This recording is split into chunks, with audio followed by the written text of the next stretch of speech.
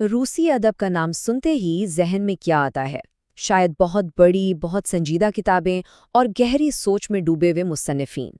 लेकिन क्या हो अगर इन अदबी शाकारों के पीछे की कहानियां हैरत अंगेज राजों, अजीबो-गरीब आदतों और बिल्कुल हमारी आपकी तरह की इंसानी ख्वाहिशात से भरी हों?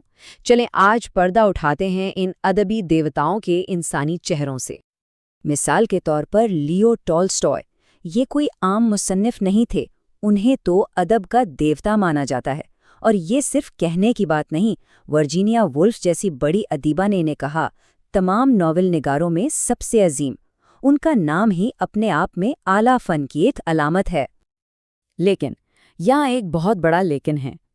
क्या होगा अगर ये मालूम हो कि जंग और अमन यानी वॉर इन पीस जैसा शाहकार लिखने की एक वजह बहुत बहुत आम सी थी, पैसा। जी हाँ, कैश।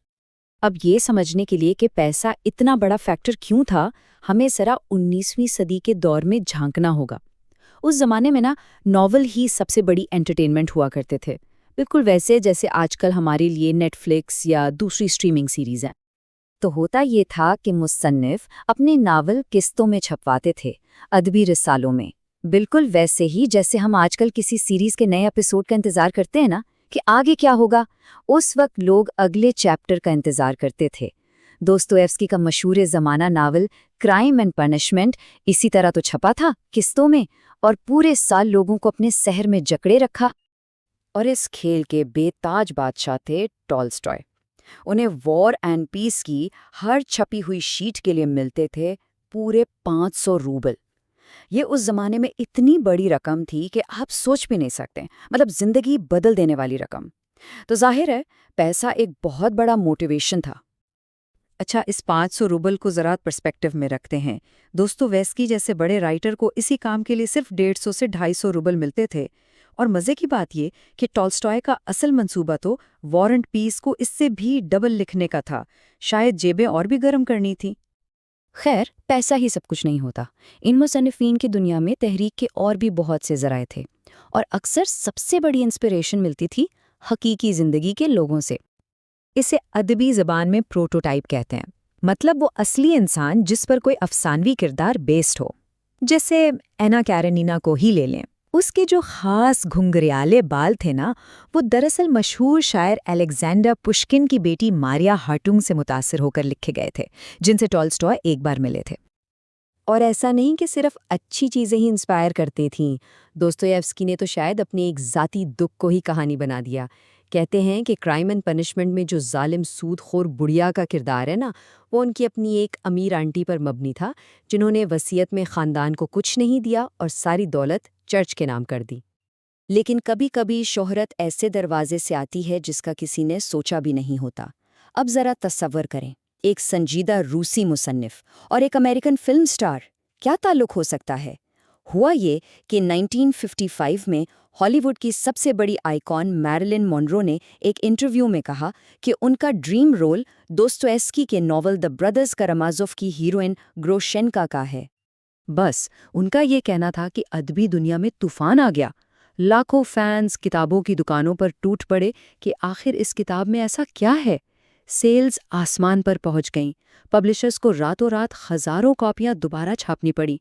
मतलब एक जुमले ने दोस्तोयेव्स्की को उनकी मौत के कई दहाइयों बाद एक तरह से हॉलीवुड स्टार बना दिया। अच्छा, तो पैसा, शोहरत, इंस्पिरेशन, ये सब तो ठीक है, लेकिन इन अजीम लोगों की कुछ आदतें भी तो थीं, और कुछ तो बहुत ही अजीब थीं। जैसे व्लादिमीर नाबोकोव, वो कोई आम तरीके से नॉवल नहीं लिखते थे।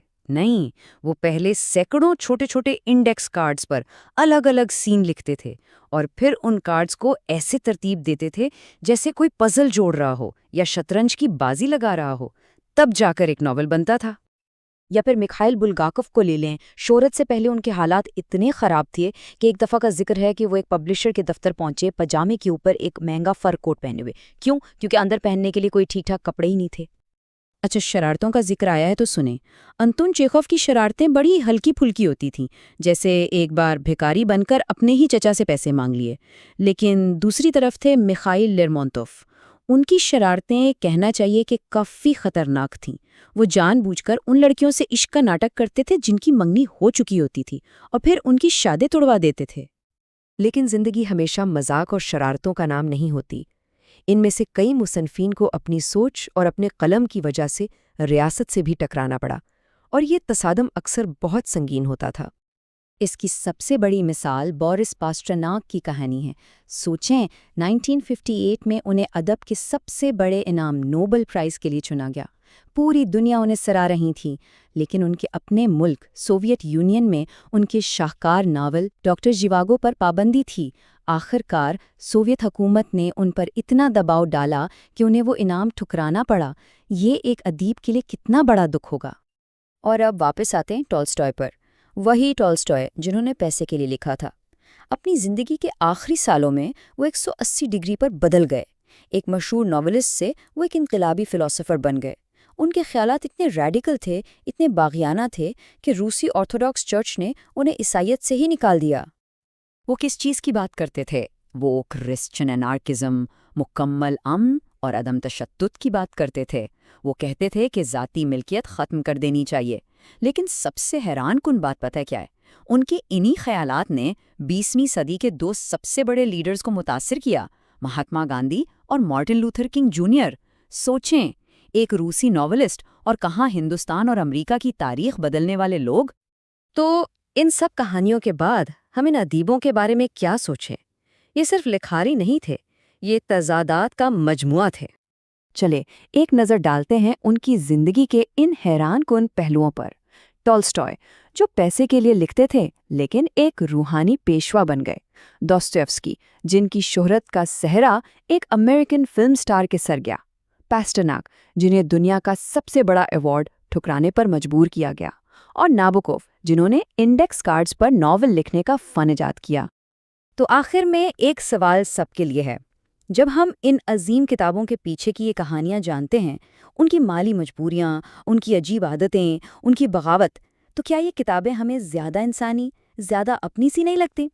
شاید ان کی اصلی عظمت یہی ہے کہ وہ ہماری ہی طرح کے انسان تھے، لیکن ان تمام کمزوریوں کے باوجود انہوں نے کچھ ایسا تخلیق کیا جو ہمیشہ زندہ رہے گا۔